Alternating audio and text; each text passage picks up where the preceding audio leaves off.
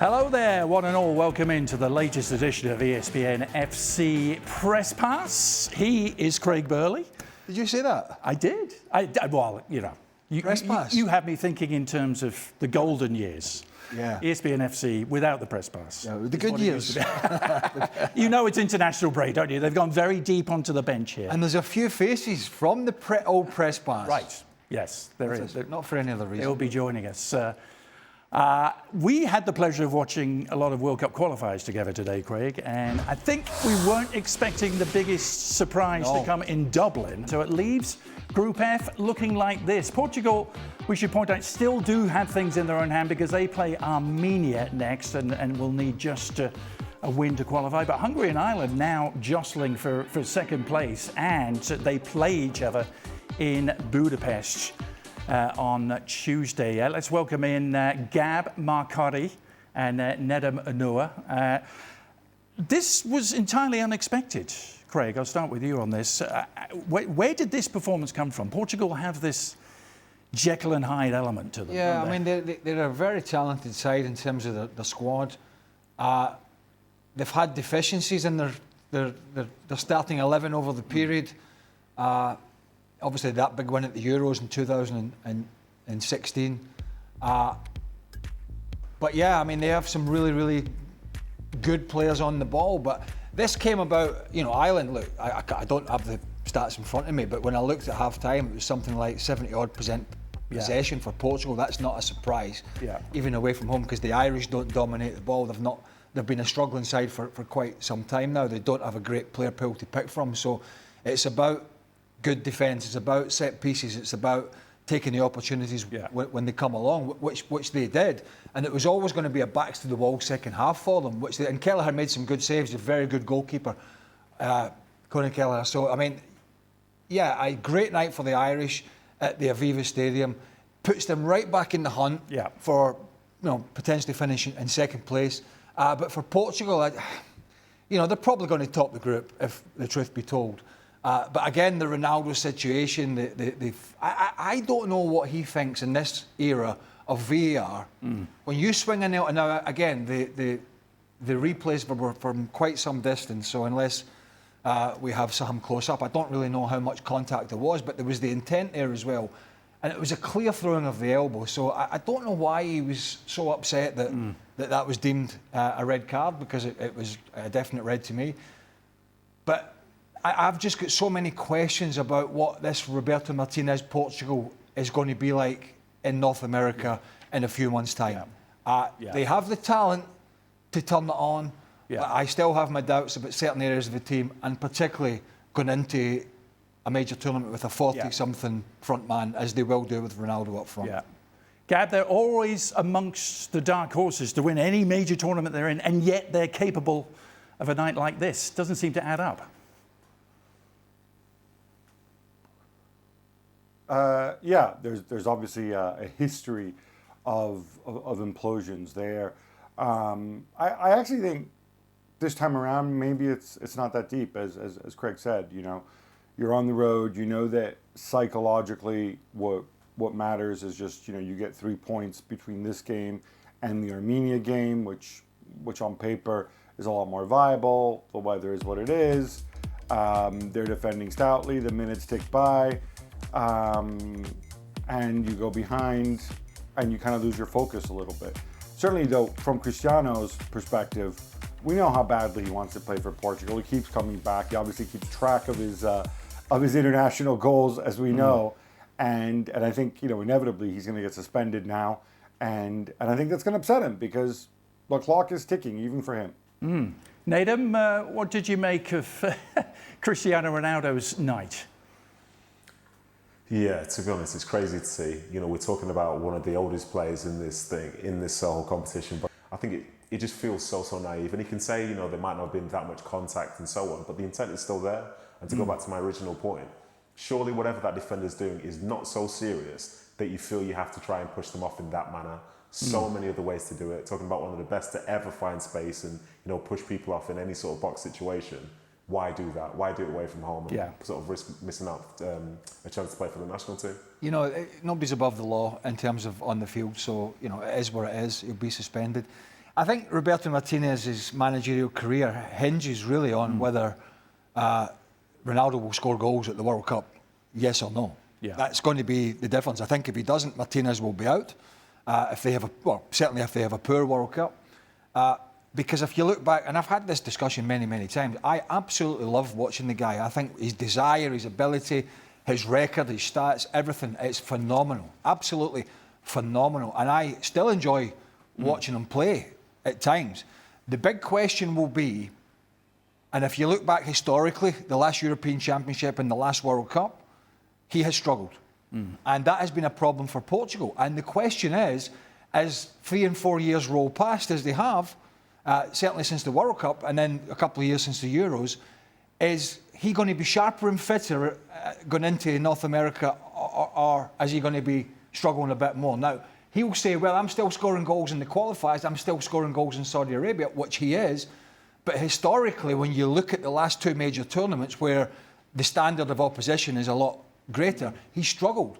And I think Roberto Martinez's job hinges on whether he scores or not, or whether he plays well or not, because we know, Adrian, he's going to select him. Yeah. He's hung his hat on it, hasn't he? He hung his hat on it when he came in. Yeah. When he had an opportunity when he got the Portugal job to say, right, this has been absolutely great, but we have to go in a different direction. He hasn't done that, and listen, that's his choice. But come the summer of 2026, that could be their Achilles heel. And I don't know how many. Who was it in 90? Was it 1990? Roger Miller? Yeah. You know, guys of that kind of age still managing to do it. 40-year-olds. Yeah.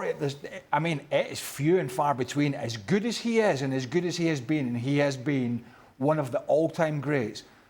That's going to be a big ask for him, and that's going to be a big noose around the neck of the Portugal manager. Maybe one final word on this game, Gab. From what Craig has been saying about Roberto Martinez, do you remain convinced that he is the man to get Portugal as far as they're capable of going next summer?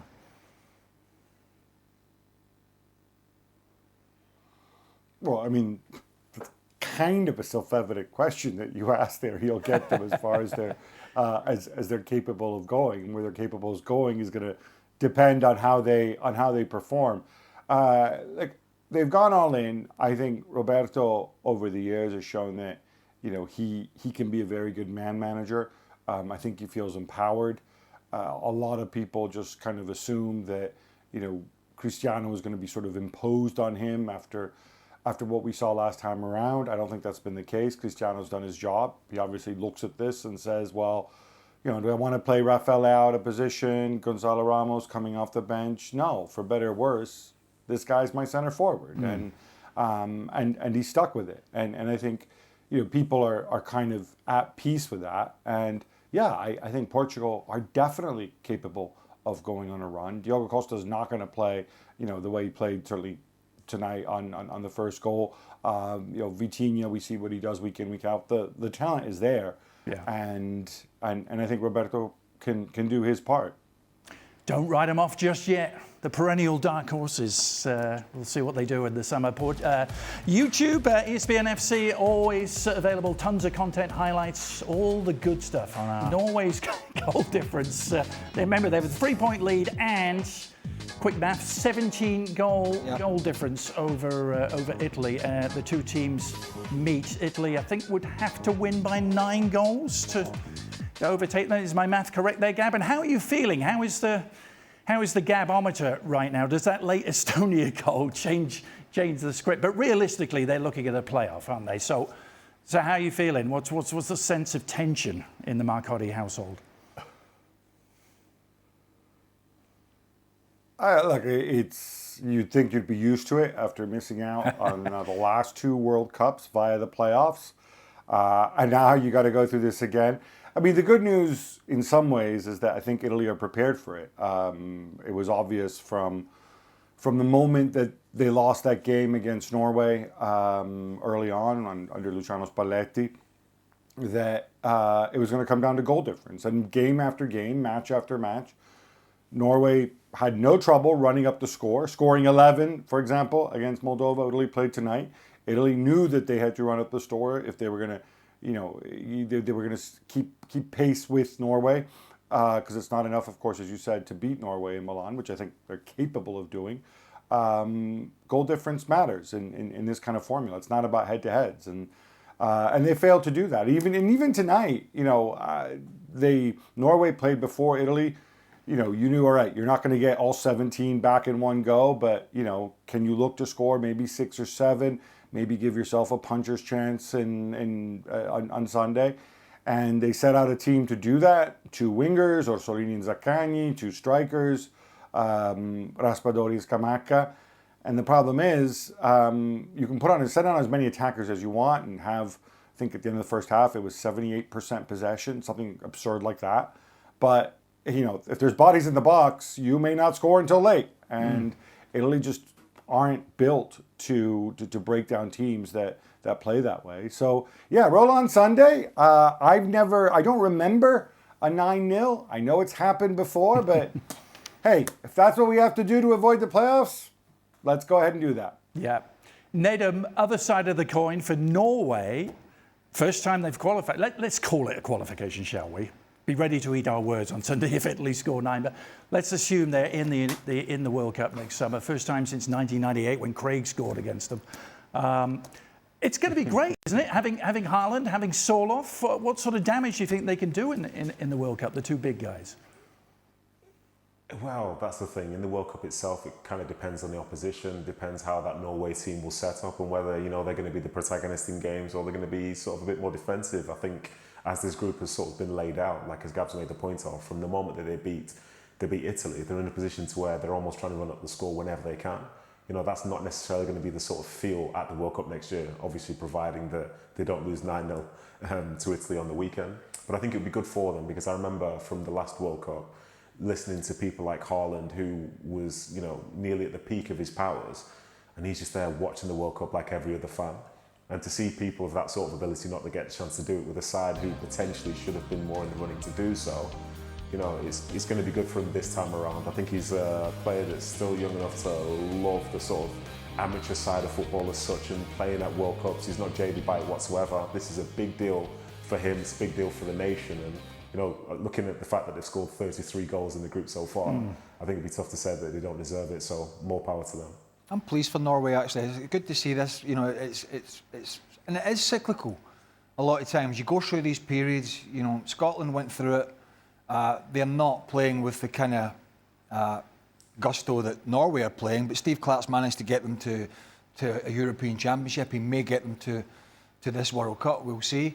But Norway had the same. You mentioned it. 1998, when I played against them, it's 20 years. They would never have thought, because they were, I think, top 5 in the FIFA rankings back then in 98, and you would not think you're going to drop down as far as they have, but it can happen. I mean, I looked at the team 5 or 6 years ago, I think, when Erling Haaland was just sort of coming into it, and I thought, oh my God, it's a terrible team. Yeah. It's terrible, but actually now they've got good strength in most departments. Martin Odegaard isn't available or wasn't playing, so he's another one you can throw in there. They got a little bit of strength and depth. They've got that physicality about them. They've got goal scorers, but they can play a little bit as well. And so I'm pleased for them. I mean, obviously, Jan Fjørtof's going to be rubbing it in, as he always does.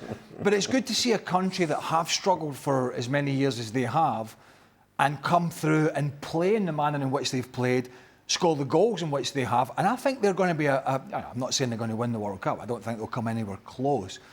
But they're going to be a tough nut to crack, whoever draws them, because they've got good players in the back four, got good players in the middle of the park, and they got a couple of beasts up front that if they get the service up to them, clearly they will score goals. Mr. Fjørtof last seen doing cartwheels down the streets of Oslo. And rightly so. Wish we'd had a camera. It's not a pretty sight. Just crowned a good night for England. Again, another clean sheet after 70% of possession and 19 shots. Serbia managing just the 1 shot on goal, and they are out because of Albania's victory as well. So Albania into the runners-up spot. But all the interest from the England perspective came from Thomas Tuchel's quote before the game, saying, at the moment, if we keep the structure we have, Foden, Bellingham, Kane cannot play together. They can, but not in the structure, not for the balance that we developed, and not for the structure that comes with wingers who are specialists in their position. We will always do what's best for balance, and we'll try to keep the clarity, even if it means we have to take tough decisions. And he And he didn't start Bellingham tonight. Craig, I don't know if you saw the discussion, the rather fruity discussion we had yesterday about can Kane and Foden and Bellingham play, and what's Bellingham's best position? Is he a number 10? Should he be starting for England? Well, Why don't you weigh in? Well, I don't think he's playing. I don't think he's played quite enough games yet to get his full fitness. We were talking before we came on air. He's looking better than he was at the start of the season because he came off that shoulder surgery, which was delayed because of the Club World Cup, which really was, it's another argument. It was a big no-no for a player, really. But Real Madrid took that decision, so he's been sort of behind the 8 ball catching up, and there's been some, I'll say, animosity between Tuchel in the Bellingham camp, call it what you will, but there's certainly been some aggravation and some words. But I don't really see and listen, this is Tuchel's decision, how he plays and who he plays in what position and what structure. But I hasten to add, I don't think it's very wise to be telling the whole world at this moment in time that the 3 of them can't play together. Yeah. Because if he puts the 3 of them together in America next year and it doesn't work, the English media are going to, what's the first thing they're going to say is, well, you said 6 months ago they couldn't play together, and now you're putting them in there. So, I think he's, why would you hamstring yourself by saying this? Even if you think it, just don't say it. And just, I don't see how they can't play together if that's what you wanted to do. I think, if you want to play Bellingham in the 10, you could play Foden on the right, but then Bukayo Saka plays there. So Morgan Rogers he's signed a new contract at Aston Villa. He's a very good player. Now, is he of Bellingham standard once Bellingham's fully fit? Probably not just yet. Hasn't got that experience. So there are lots of caveats to this, but I don't understand the need for a manager to come out pre-World Cup and say, 3 of my star players cannot play together, because I think that's just shoehorning yourself into a corner. Gab, as a noted Tuchelista, is there a method to his madness? I think there's a method, and I think, as a fan, as a football fan, I love the fact that he's honest. And what he's saying is common sense. If you take the whole context, he said, if we play with the structure where we have a center forward and 2 wingers, 2 specialist wingers, I think he said. So that's not Foden, that's not Bellingham, and that's obviously not Harry Kane. Then I can't play the 3 of them together. And Kane is going to start because he's a center forward. And then there's 1 slot left. Unless, and this goes to the heart of it, Bellingham decides to go back to his Borussia Dortmund days and he shows that he can play in central midfield, and then maybe there's a spot for Bellingham in place of Elliot Anderson alongside Declan Rice. But that's not an option that's on the table. That's not where he plays for Real Madrid. That's not where he's been playing for England. And by the way, just to add to this, you also have Cole Palmer, who at some point you presume is going to be fit as well. So I love the honesty as a fan. Yeah, media-wise, Craig is absolutely correct. There is no reason to answer this question honestly, but we can't have it both ways, right? We can't demand honesty from the people, from coaches, and then when they're honest, go and say, oh, but you said. Like, if it doesn't work out for him at the World Cup, he's out the door anyway. So I think he figures, might as well be straight with people. Yeah. Nedum, who's your starting midfield for England right now? I think given how well Anderson and Rice have played together, I think it has to feature those 2. So as a consequence, it is a case of who's going to be in that 10 or perhaps that slightly more advanced attacking midfielder role. And ultimately, I think Tuchel talking about balance and so on of the team, again, I'm with the guys. You didn't need to come out and say it and be that specific at this moment in time, because that kind of sends a message not just to say the world out there, but also to the players themselves. Because if one of them, say, for example, in training gets given a bib to say you're starting this week, I think one of the others knows that they're not going to be. But from the highlights that we've just seen, I think Harry Kane gets the ball in similar positions to where, say, Bellingham does. But instead of the way that Bellingham's driving with the ball, Harry Kane might play a 40, 50, 60-yard diagonal ball. And we all know he's brilliant at doing that. So I think the Harry Kane situation is the one that's really going to be affecting, say, these number 10s, because it has to be the right sort of partnership. And maybe Morgan Rogers being somebody who can be more patient and stay high, that's perfect for Kane. Because Kane will play those long passes. He's at times almost as free to roam wherever he likes, and that can be brilliant for him in those games that are really, really open. But I think it's just a shame in some ways because he roams. It almost limits the way that you can have like a ball playing number 10 like a Foden, have a ball playing number 10 maybe like a Cole Palmer if he becomes available. So I think it's a tricky situation, but ultimately I think the bigger thing for me is the fact that he likes the balance of Rice and Anderson in there, and I think that's been a big part of why England have been so comfortable in this part of the season so far. I think the fact that the two of them can understand when to stay, when to go, really good footballers in terms of passing it around, but then they've also got the ability to drive and be incisive in that final third. I think that's probably more important than deciding which of those guys is going to be in there instead. There's a lot of tools in that. They've always had in recent years, a lot of game changers in the final third and goal scorers, particularly in Harry Kane. And he has it again. If you look at, even Anthony Gordon at Newcastle, you've got Saka, you got Cole Palmer, as Gab mentioned, you got Rashford back and playing some good football on loan at Barcelona. You got Morgan Rogers, you got Bellingham, you got Eze, who's I think is a brilliant player. But what we don't know, Adrian, is how these guys will be playing a month before or 6 weeks before the World Cup. Are they in form? Are they injured? Have they been out the team? Are they low in confidence? Things change quickly in this game, and so you put your best pieces of the jigsaw that you think, leading up to a tournament, your squad and your team, but that all goes out the window with one rash tackle or a loss of form. Phil Foden, for example, he's playing much better this year, but he's come out of the doldrums, from Manchester City in the last 18 months. So we really don't know. I mean, we pretty much know if he stays fit. Bukayo Saka, his consistency is fantastic. But we don't know with the likes of Phil Foden how the rest of this season is going to go, because he has struggled over the last year or so. So that's a big part of what a manager has to plan for. And last thing on this England midfield jigsaw, is Elliot Anderson indispensable? I mean, is he... You've got Jordan Henderson back now, haven't you? You've got to roll back a few years there. But is he... Well, I think I think Newcastle were actually disappointed to lose him, but there was a PSR issue, and so they had to sell a player.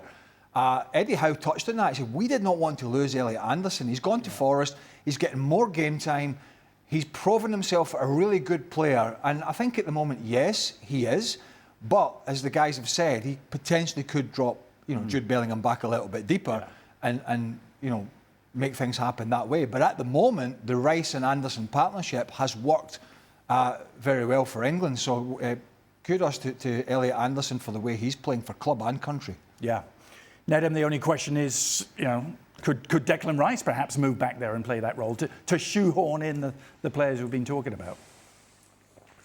Yeah, I think obviously he could do it because he's such a fantastic player, but then you miss out on some of the attacking threat that he has as well. I think when you see that sort of double pivot in there, you can see the plus side of it all, understanding when to stay, understanding when to go, timing the runs well, knowing whether it's a longer pass, a shorter pass, or even driving with the ball. And I think if you put him into that sixth position, you almost anchor a player that's got so much more to give.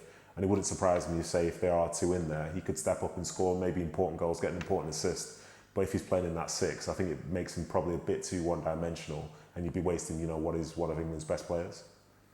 All right, great stuff. England safely through to the US. ESPN FC available every day. Believe it or not, we'll be back tomorrow. Yeah, it's every day through the World Cup as well, just to whet your appetite for that. Now in Sunday's final, which will also be in Rabat in Morocco, we welcome Colin Udo to the show. Colin, talk us through the 90 minutes you went through with the Super Eagles there, because it looked like a penalty was going against them. It looked like they'd won it. Then they gave up that late equaliser. You must have been up and down like a roller coaster. You picked. I was just about to say it was up and down, and so you took the words right out of my mouth. Look, when it happened, we thought, it's a nothing burger, and then all of a sudden we saw the replays, and I'm thinking that's a PK for sure.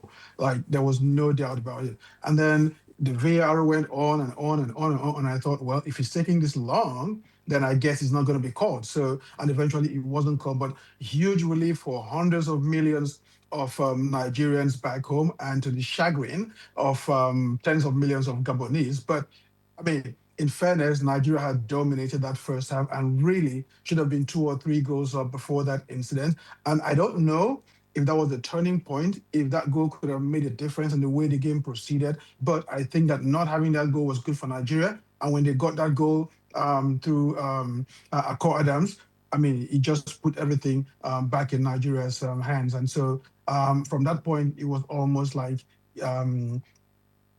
it was a foregone conclusion, so to speak. Even when Gabon got the equalizer late in the game, you thought, well, Nigeria always has this. And in extra time, just the way they played in the first half, after a bad second half, they dominated. And, the goal by Juke, who was responsible, by the way, for that equalizer by Gabon because he didn't track Lemina. But, once he got that goal, and then Osimhen got the second, his first, it was just about done. So Nigeria march on to the final where they will face the DRC. And something I mentioned yesterday is that these African qualifiers, as far as I'm concerned, are going to be much harder than the intercontinental qualifier, especially for Nigeria. And the reason I say that is that when you look at all the teams that are in line to qualify, Nigeria are among the 2 highest ranked teams. So if they do get to that intercontinental qualifiers, they will be seeded, and that means they only get to play 1 game to get to the World Cup. Yeah. Nedum, your thoughts on the Super Eagles? They bring so much to World Cups, and yet they've still got 2 more wins that they need to get there. Yeah, to be honest, I didn't think we'd be here in November talking about a playoff for Nigeria to qualify for this World Cup. But I think for the campaign that they've had, I think there have been certain times where they have had to ride their luck. I think to have the opportunity to sort of be in this game, it's great. Maybe they'll make it through to the tournament itself and we can celebrate them in the same way I've done so many times before. But sometimes, if you can't be good, you've got to be lucky. And I've got to say that pull for me is a penalty. And yes, I know Nigeria were the better side before that. And in some ways, if I look down the camera now, I'll say, it definitely wasn't a penalty. But in reality, it was. As a Nigerian person, I would take it all day long, not least of all because the person that pulled the shirt bright, I say, Samuel, that's one of my old teammates as well. So I think for him, those hundreds of millions of fans, they may have had something to say to him if that would have been given as a penalty. So I'm relieved for him in some ways. But ultimately for Nigeria, they've got this game to go on the Sunday. And they know they have to be better. This generation of players, you see the ages, most of them are between, say, 25, 30 years of age. We should be seeing the best football from them. But instead, every time they play, you almost watch the game from behind your hands, hoping that maybe something good can happen. I think ultimately it has to be better, but, they've got another chance and another game, to get that a little bit closer towards the World Cup. It's baffling, isn't it? How we can sit here watching a couple of replays and all come to the same conclusion that it should have been a penalty kick in a big game. Yeah. And we have a... And he took about 5 minutes at the VAR having a good old look at it. Sometimes that's the problem. You're looking for stuff that's just not there. I mean, It's crystal clear. There's a pull, there's a tug on the shirt, which is clear. The ball is within playing distance, which is clear. So it ticks all the boxes for a quite simplistic decision for a penalty. So, I mean, it does. And it's not just, the African qualifying, it's across the world. We're seeing this in every league, every weekend now that, the referees go to VAR and for some reason they cannot see what Joe Public is seeing at home, watching the TV. And it is, I think, for players and particularly supporters, particularly baffling and frustrating. Yeah. Colin, just give us your quick thoughts on Sunday. I'm sure you were probably thinking it was going to be Cameroon awaiting them, but no. Democratic Republic of Congo, what's that task like for Nigeria? Yeah, I mean, I really thought that Cameroon were going to make it, but when you watch that game, I think DRC deserved to go through, and you've got to think that them doing it so late was even a disservice to them because they had multiple opportunities throughout that game to have wrapped it up early. And Onana made one great save. They had a couple of misses, and so it went all the way to the wire. And don't forget, look, the DRC, I know they are no. I mean, you can't shake your sneeze at them. They led Senegal 2-0 during the qualifying season before Senegal came back to win 3-2, and then now they've eliminated Cameroon. So it's not going to be a walk in the park for Nigeria by any stroke of the imagination. If Nigeria do get through, they'll have to work for their meal. But the one thing that they can rely on is the fact that they've got Victor Osimhen. Whenever he's played for Nigeria and scored, Nigeria always win. I think Nigeria has never lost a game in which Victor Osimhen has scored. So it's good for Nigeria to have Victor Osimhen, and if they play the way they played today, especially in the first half and the second half, let's pretend we didn't see what happened in the second half, the first half and extra time, then I do believe that Nigeria have what it takes to get past the DRC, because what we saw is what they should have played all through this qualifying. If they had done that through this qualifying series and they had Victor Osimhen, because don't forget he missed 6 games, they wouldn't be here talking about playoffs no more. Nadem, I saw you chuckling a little bit there. What was tickling you? No, because Colin, as a Nigerian brother of mine, the fact that we can just disregard a second half, that's the right way to think about things. If that never happened, then everything's going to be great. So you said it really well, Colin, really, really well. Yeah, good stuff. Colin, thank you, sir. I hope you get to enjoy, if we can call it that, Sunday. We will be watching because Nigeria against DR Congo is on ESPN Plus, 2 p.m. Eastern start time. And remember, the winner still has to get through an intercontinental playoff in March as well. I'll turn the focus back to European qualifying Group A standings.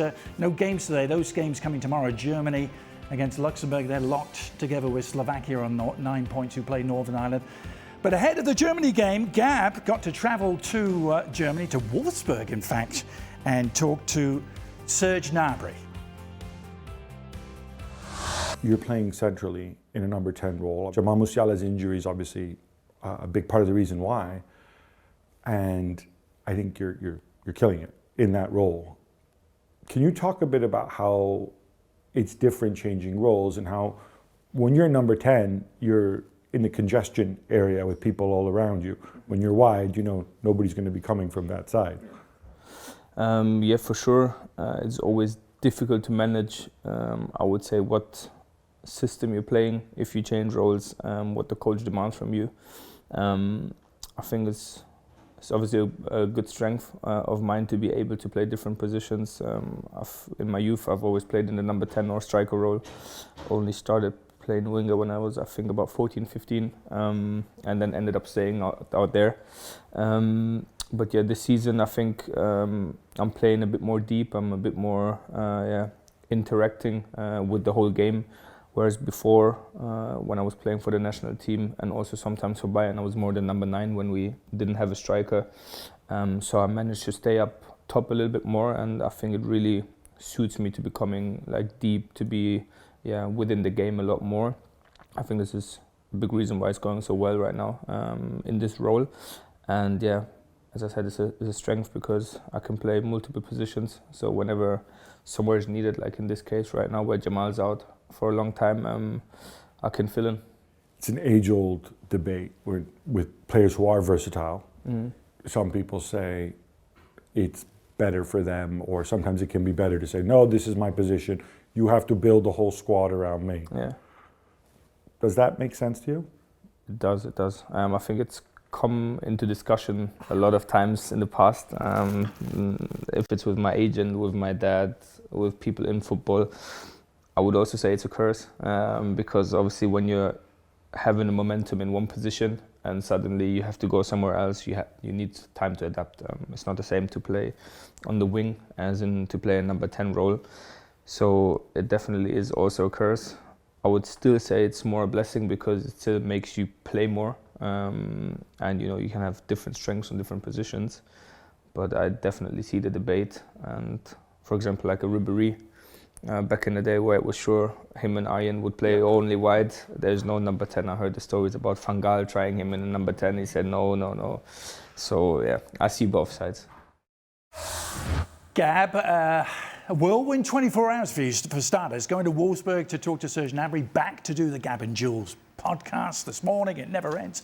What was your main takeaway from talking to Gnabry? Well, it's interesting. I mean, when you look at, he's had highs and lows in his career. He just seems very mature. I think he realizes he's one of the leaders of this Germany team now, for better or worse.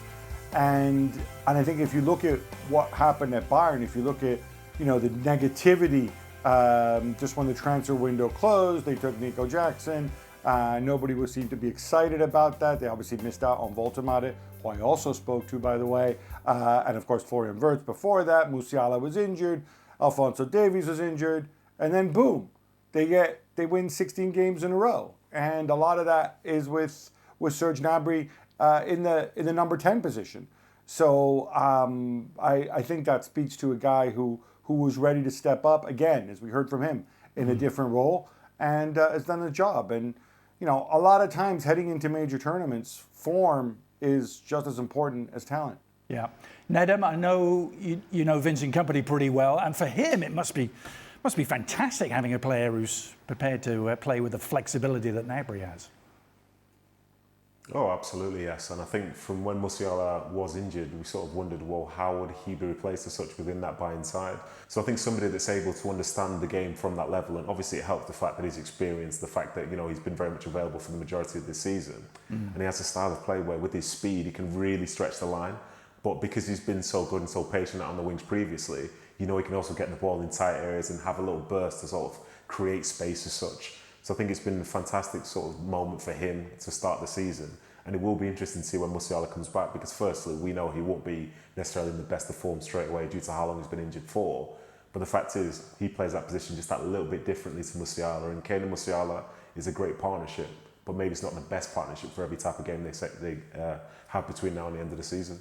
He really has forged out a great career for himself. I didn't realise he was 30. I thought he was a little younger than that, but he's been around for a while. But when you think about how it started from, particularly in England, the time at Arsenal, they had a period at West Brom, to think about where he is now for club and country from where he was, it's an incredible growth. I think he's a terrific player, and as Gab was saying, he's versatile. He admits he knows he's versatile. He knows that kind of a downside, but also has some sort of upside. But when he goes into different positions, he generally performs very well. Now, if you looked at his stats in the graphic we had up there, there's been a little bit topsy-turvy, but still, you know, it's still pretty good, relatively consistent. He's had a couple of seasons where he's sort of blown it away, and you know, I think the last couple of years he sort of lost his way a little bit, but he's back playing with confidence. He's fast, he's powerful, he's strong, he's technically very good, and as I say, from where he was in his career in England, he has forged out the most magnificent career, because his confidence, his chin must have been on the floor. Yeah. And all of a sudden he goes in, back in Germany, and he's playing great. And it's really good to see, because if you'd have said 10 years or so ago, would he have had this kind of career, watching him and looking at him, you'd have said, no chance. That interview, by the way, with ESPN's Rodra. Ned, I'm going to start with you. What did you make of what Raya had to say? Have Sunderland established a blueprint for what to do against Arsenal? Yeah, I'm not so sure about that. I think there is an element of physicality when you play against Arsenal, which you do have to sort of reach, but then also you have to take your moments. And I think for Sunderland themselves, the way that they start the season doing so well in the league, the belief that they have with their fans in the stadium as well, and in the game itself, they're just super competitive. I think David Raya made the point, you know, they've come up from the Championship and so on. But if you look at most of that team, most of them weren't in the campaign last season from the Championship, so it's just new to them. But this is how they're going to play. They're going to go toe-to-toe with absolutely anybody. They're not going to try and outpass you. You know, they're not necessarily just going to shell it long all the time. But you know that if you're going to be getting points from them, you're going to have to earn the right to do that. And I think Arsenal basically felt that as of other teams in recent weeks. You know, this is a Sunderland team that beat Chelsea at Stamford Bridge not too long ago as well. But I think to sort of add on to what he was saying, you know, that defensive side of things for Arsenal, I think that love for defending. Once upon a time in sort of my career, you'd hear that in Italy when you'd see goalkeepers high-fiving defenders when they make a tackle and so on. But, you know, for those guys, that's how they do it. They're good defenders individually, and they're committed to defending as a collective, and that is from front to back. And that's what makes Arsenal really soft. So in some ways, it was a surprise to see them concede 2 goals away at Sunderland, not least of all because the 2 goals essentially were quite simple. There's somebody missing an assignment from a throw-in, so Dan Ballard basically pushes his way through and scores. And then for the second goal, is it the goalkeeper's ball? Is it the defender's ball? No, it's Brian Broby's ball, because he's committed and thrown himself at it. And those are the sort of things which we don't really see Arsenal give up very often. So, yeah, it's a nice reminder for them, but they're still a very, very strong defensive unit. Yeah, he threw himself at it, and the man doing the interview wasn't quite as committed, was he, the goalkeeper? if we're being honest about it, Right.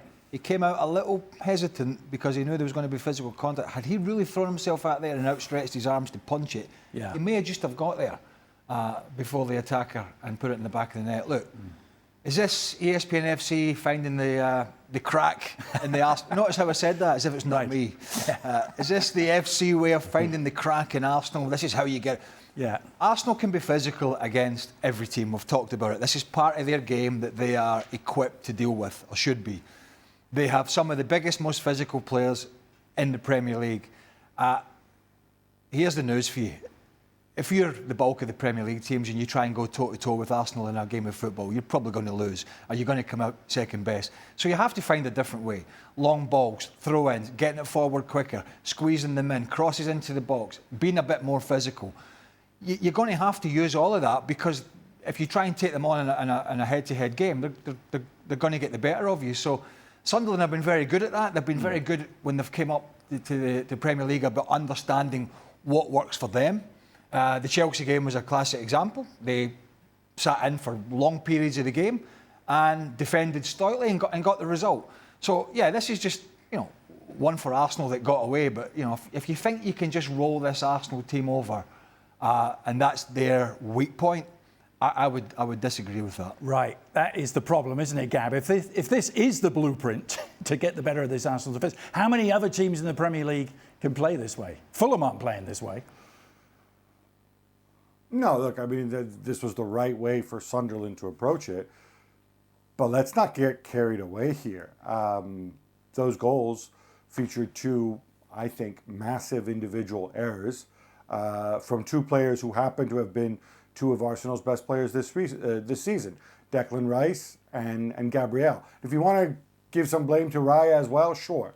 But, Declan Rice misjudges the flight of the ball in the first one, and Gabriel gets bullied by Brian Brobby, one of the few players who probably is heavier than he is. These guys don't make many mistakes. Occasionally, even the very best make individual errors. It happened, move on. If these guys make individual errors like this next week too and the week after, sure, then we can talk about maybe things not working in the system, or we can talk about blueprints that work against them. But, somebody slipping on a banana peel does not make you a genius, put it that way. Yeah. All right, finally, it's International Week, so we've had a bunch of interviews, as you might have noticed. But only one player addressed a subject very dear to your heart, Craig, and that was Matty Cash, who was talking to the football reporters, James Ollie and Rob Dawson. This is what he had to say. Do you really drive a golf ball 350 yards? Yeah, I do, yeah. Have you not seen the YouTube channel, no? I've seen the video where you were nonchalantly walking up the stairs and go, I'll drive it 350. And it should just cause carnage on the internet. Yeah, no, I saw that. And then people were like, don't believe me. I'm like, well, I do that. What are you playing off now? Is it 2, 3? Scratch. Well, he's not driving at 350 if he's playing in Connecticut at the moment, because it's freezing. The ball's going low. It didn't look that warm there, wherever he was playing. It was. But to be fair, I've been down to scratch myself in the last couple of years, and I ain't driving at 300. Can you drive at 350? No. But I dare say I'm giving Matty Cash a few years. But that's a lot of footballers, past and present, do tend to play golf. But. Yeah, that's pretty impressive. In your younger days, you must have been close to 300. I'll get it 300 if it's a windy day. Yeah. Downhill, but no, 350. That's kind of Rory McIlroy. Fair play to him. Yeah. But I think it's about time you hosted an ESPN FC Invitational at your club. We got a few plays. Nedham plays. Well, if it was 9 holes, you'd play. If it was 9, you were the 9-hole king back in the day. I love my 9 holes. You always had too long. You always had to slip off somewhere. 5 hours to play. Oh, I've got to go and do some painting. I got to go and do some shopping. Right. But that's 350. Yeah. Nedham, how far can you hit it? No, the furthest I've hit one is like 3 something. But let's just say it doesn't have to be on the fairway for it to count for me. Let's just put it that way. No. We're not talking about direction, just. And by the way, I did like his. As a bit of a connoisseur, not only is he hitting it so he says 350, Matty Cash, but it was a lovely swing as well. Right. Yeah. So he got scratch golfer, spending too much time in the golf course. Yeah. We may delve into this a little further on Extra Time, which is just around the corner. The ESPN FC. But there's a man that can't hit Invitational will be with us. Thanks for watching, everyone.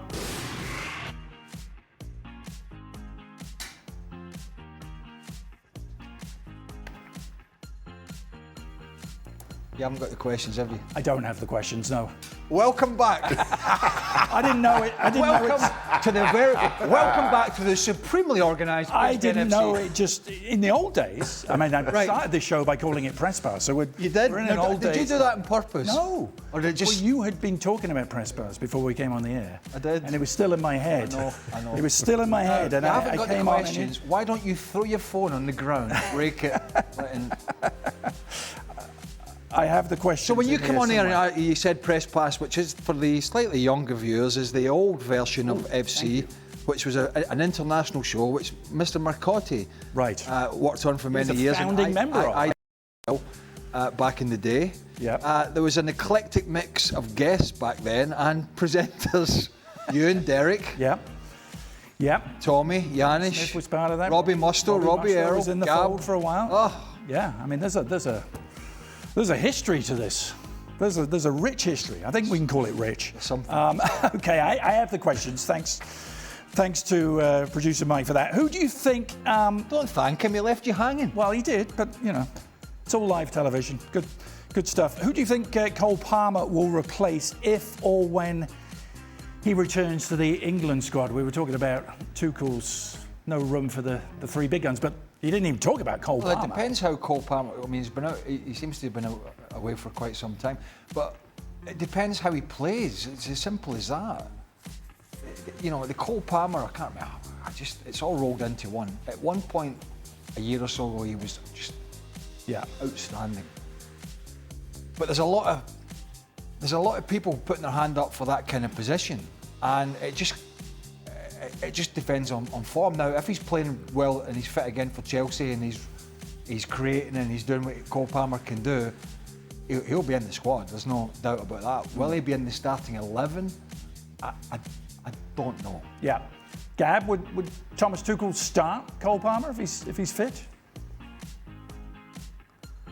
Well, I mean, he answered that question for us. You know, what he said, orthodox wingers. If he sticks with the wingers, there's only one place Cole Palmer can play, unless something happens to Harry Kane and you decide to play him up front, which he's done a little bit of in the past, but that's a number 10. And as Craig said, for number 10, he'd have to beat out Bellingham and Morgan Rogers and Phil Foden. On his day, he can do that, but you know, 2025 Cole Palmer hasn't been as good as 2024 Cole Palmer. So if we get 2024 Cole Palmer, I think he definitely has a shot, but we just haven't seen that in this calendar year yet. James with a question for Nedham. Nedham, what's the ceiling for Nico O'Reilly at left back for England and for Manchester City, and how much is he worth? James wants you to put a figure on it. Do you know what's ridiculous, to be honest? The fact that City have been on this better run now with two attacking midfielders playing fullback. It's not something that I saw would happen, and you know, for long parts of the season I thought, well, this just isn't going to work out. You know, Nico at the start of the last season, I think it was in the Community Shield, was basically playing as an attacking midfielder for Man City. Now he's just like a left back and starting left back for England. That's where he's made his debut. I didn't see it. But I think in terms of the left back position, I think the way that Pep Guardiola wants him to play will make him a good player for Pep Guardiola. But in terms of traditional left back traits or full back traits, I personally don't see that as he's going to be his position long term. I think he'll end up going back into midfield, probably attacking midfield. And as for his value, you've got to ask yourself the question, who's going to be the one buying? But for how well he's doing right now as a young player, 50 million? Maybe that's the number? I just love his composure. Yeah. I love the way he has his socks down as well. It kind of just oozes like a little bit of confidence, not arrogance, but confidence. And I just love his composure. Nothing seems rushed to him. And I think that's a very good sign for any young player. That, you know, Mo Salah hasn't had the greatest start to the season. That's been well documented, but he never got a kick basically from. He had one chance in the game. It came off nothing to do with Nico O'Reilly. I think it was a long ball over the top. So the fact that he's playing out of position and the fact that he's playing with such confidence and class, and he steps in, makes his debut for England, playing that position. Okay, it wasn't the strongest opposition, but you're still at Wembley, you're still making your debut. Yeah. The nerves are there.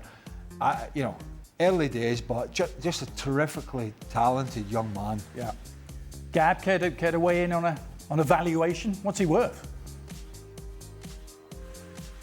I mean, presumably, I don't know if he signed his serious City contract or he's still on the kids contract, but if he signed his serious one, I don't think it's going to be, far off that 50 million, simply because the number of teams that could actually acquire him are going to be very limited. But I just want to say, though, if we can give a quick shout out to Pep Guardiola, because Nadim alluded to it there. You have two number 10s playing as your fullbacks at Manchester City. Not that long ago, he won a title with basically two center backs playing at fullback. And this is the same guy, and it wasn't that long ago. So I think it just shows you how I think there's very few managers who actually kind of continually evolve and are courageous enough to make these sweeping changes as Pep. And it's part of the reason why he's still pretty much the gold standard out there for me. Yeah. All right, Craig, I don't know if you're going to like this. Jack Cake asks a question that has been asked many times for the last 3 months, I think. Could Hugo Ekitike and Alexander Isak play together up front for Liverpool? I think they could. I mean, at the end of the day, it's all about what a manager wants. If you'd said, could Alexander Sørloth and Erling Haaland play up front for Norway? You say, well, the purists out there would say, no, they're two big guys. You can't. But they did, and they've been successful to an extent.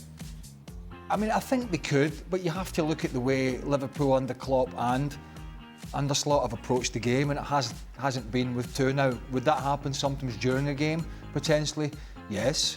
But I always think good players can play, clever players can play with clever players. And I think both these guys are. Ekitike's movement's a little bit different to Isak. So yeah, I think they could, but I don't think we will see it very often or often at all from the start of a game. We may see it during a game if things are going against Liverpool. But yeah, potentially, yes. All right, on we go. Globetrotting Gab's Travels asks Nadim, what are your thoughts on MLS switching to the European calendar? About time. I think that the owners voted on it today, Nadim, didn't they? And I think it's going to happen in 2027.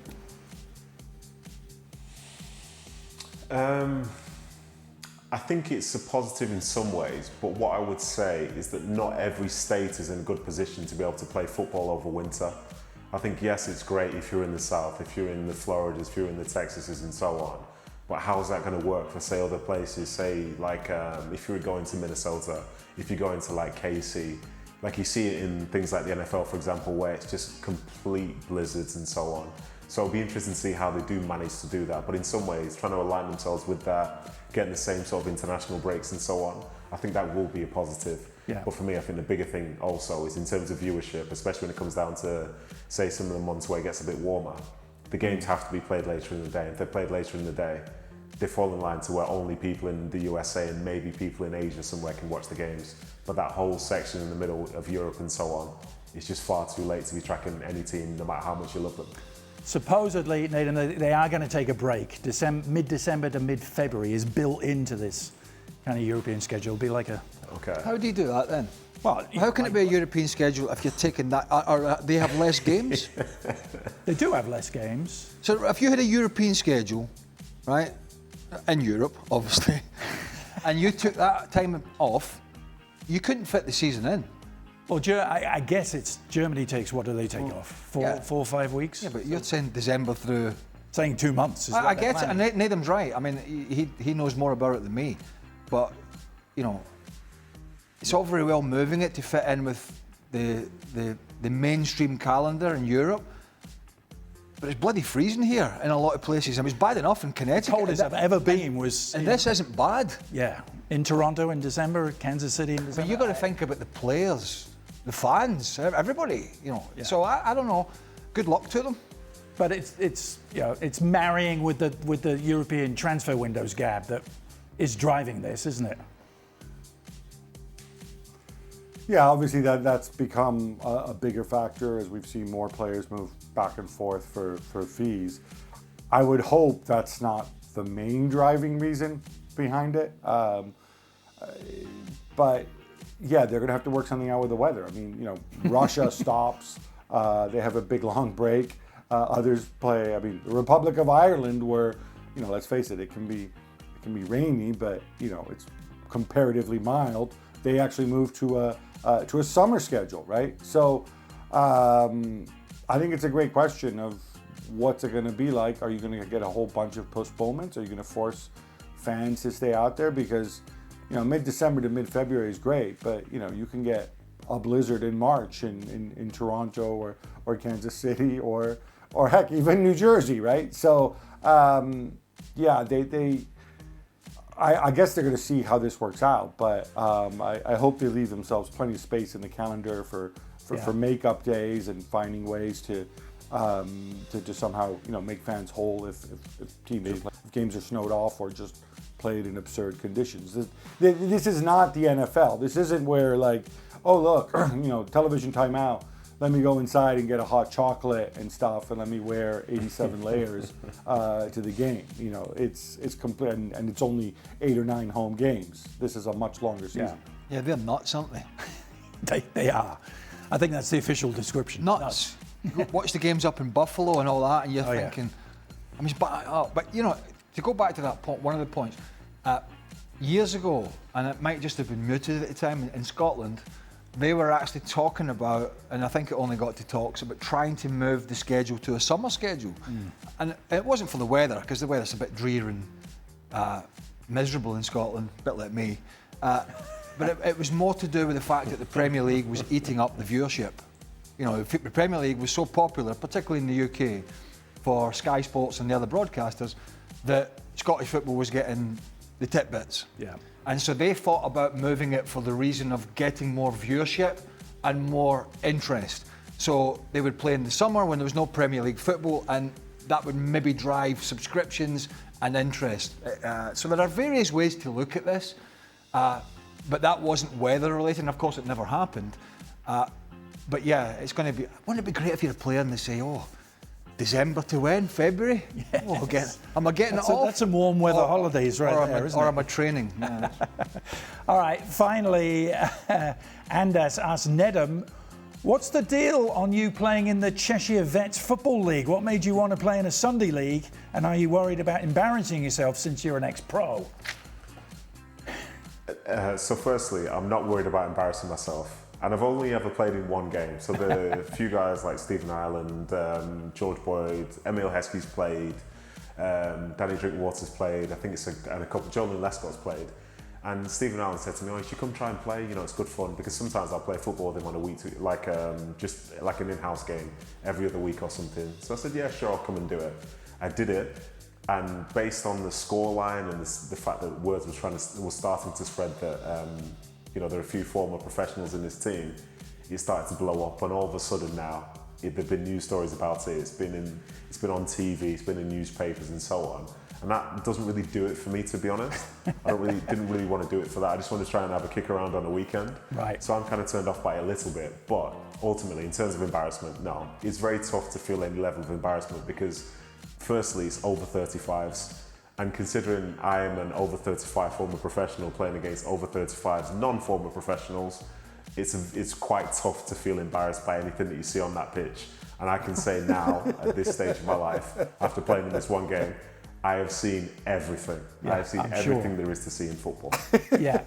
I don't think people realise what the ex-professional who's in reasonable shape compared to Joe Bloggs, who played with his mates down the park, or even played, at some decent level, to think that, Right. So the Connecticut Vets had never tried to rope the one thing that has always worried me, and that's why I don't do it, and I haven't done it for years, is I got a few old buddies at Celtic and other clubs that have and do love to try and have the kickabout, as Nedum mentioned, but the proverbial kickabout has ended up with a snapped Achilles. Yeah. Or a torn cruciate ligament, and I'm thinking, I'm way past that, you know what I mean? So the risk is not worth the reward. Stevie Nicol, I believe, still played in some of these Massachusetts leagues to a ripe old age. Well, he played at Doncaster until he was he loved it. I've talked to Stevie about this. And everybody's different. A few of us couldn't wait to see. He loved it. He was going to Doncaster. In fact, I was with one of his buddies yesterday, James Proctor, who was at Doncaster with him. And he just loves the play. Yeah? He just loved that. But yeah, everybody's a little different. I'd love to see him doing it now. Yeah, Nickel. Maybe it could be arranged as part of the ESPN FC Invitational Golf. We'll have a little side attraction. So back in the hot seat today. Yes, and back tomorrow. Oh, it's a twofer. Well, I don't know if you're back tomorrow after calling it press pass. That's the plan. Yeah, maybe I'll get another word after the show is better.